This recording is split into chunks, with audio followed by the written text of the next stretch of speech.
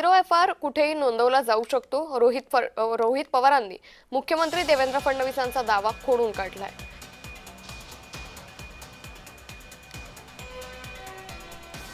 हा जो काही झिरो एफ-आय-आर आहे हा घेण्याचा अधिकारच कर्नाटकला नाही.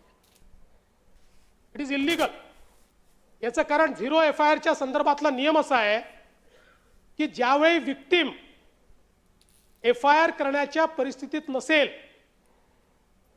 त्यावेळीच विक्टिमला झिरो एफ-आय-आर करता येतो. जिथे एफ-आय-आर करायचा ज्यांचं ज्युरिस्डिक्शन आहे त्या ज्युरिस्डिक्शनमध्ये जर विक्टिम पोहोचू शकत नसेल तर झिरो एफ-आय-आर होतो आणि तो झिरो एफ-आय-आर हा त्या पोलीस स्टेशनला त्या ठिकाणी कन्वर्ट होतो. अशा पद्धतीनं झिरो एफ-आय-आर घेण्याचं ज्युरिस्डिक्शन कर्नाटकला बिलकुल नाही. राज्यसभेमध्ये तिथे असणाऱ्या भाजपच्या आमदारांनी झिरो एफ-आय-आर बद्दल एक प्रश्न विचारला होता, ज्याला उत्तर हे तिथले जे होम डिपार्टमेंटचे प्रमुख आहेत, नाही तर मिनिस्टर आहेत, त्यांनी त्याला उत्तर दिलं होतं आणि उत्तरात हेच सांगितलं आहे की झिरो एफ-आय-आर हा कुठंही होऊ शकतो. उत्तर प्रदेश सरकार, जी भाजपची सरकार आहे, त्यांनी सुद्धा सर्क्युलर अशाच पद्धतीचा तिथं काढलेला आहे. राष्ट्रवादीच्या ताब्यावरून तटकरे रोहित पवारांमध्ये जुंपल्याचं पाहायला मिळत आहे.